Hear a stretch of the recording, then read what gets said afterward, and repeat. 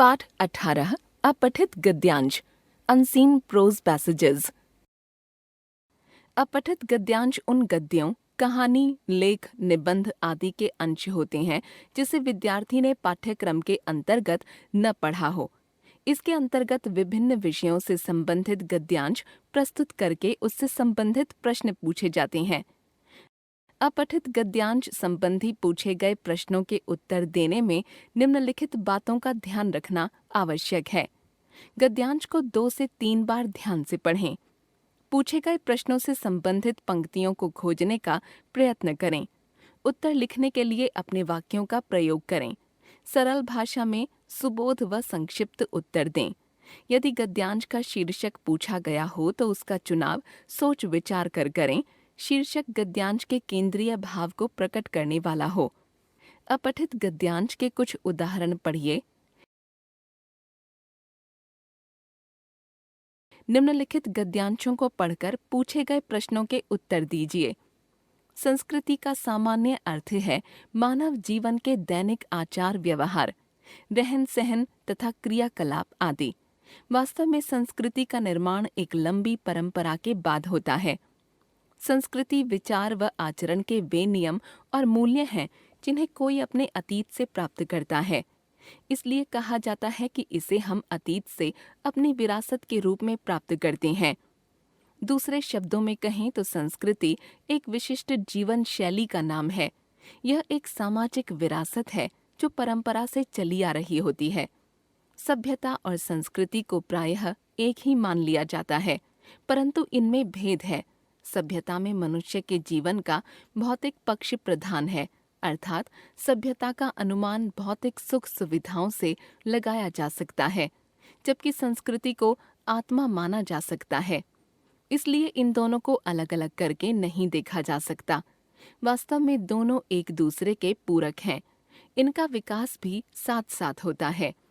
अंतर केवल इतना है कि सभ्यता समय के साथ साथ बदलती रहती है, किंतु संस्कृति शाश्वत रहती है।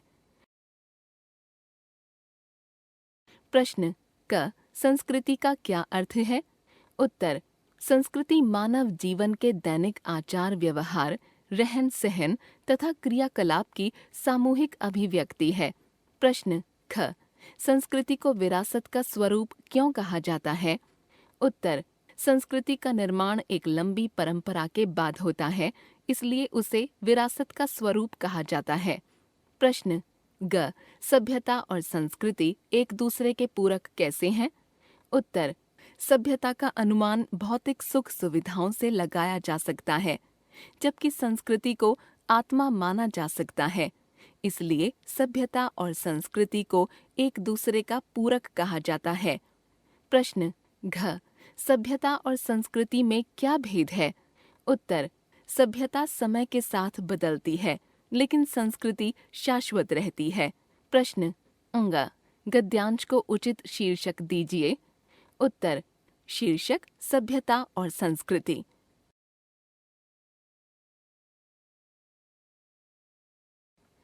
परोपकार से बढ़कर और कोई पुण्य नहीं है। वेदों और उपनिषदों में भी यही कहा गया है। भारतीय संस्कृति परोपकार के लिए जानी जाती है। महर्षि दधीचि ने वृत्रासुर से देवताओं की रक्षा के लिए अपनी अस्थियां दान में दे दी थीं। राजा शिवी ने कबूतर की रक्षा के लिए बाज को अपना मांस काटकर खिलाया। देश को स्वतंत्र कराने के लिए हजारों भारतीयों ने अपने प्राण त्याग दिए थे। दूसरों के कष्टों को अपनाकर देखिए, कष्ट में किसी का सहारा बनकर देखिए। दुखी व्यक्ति के दुख दूर हो जाने पर उसके मुख पर आई मुस्कान का कारण यदि आप हैं, तो आपसे महान और कोई नहीं है। प्रश्न क वेदों और उपनिषदों में क्या कहा गया है? उत्तर वेदों और उपनिषदों में परोपकार का महत्व बताया गया है। इनमें कहा गया है कि परोपकार से बढ़कर दूसरा कोई पुण्य नहीं है।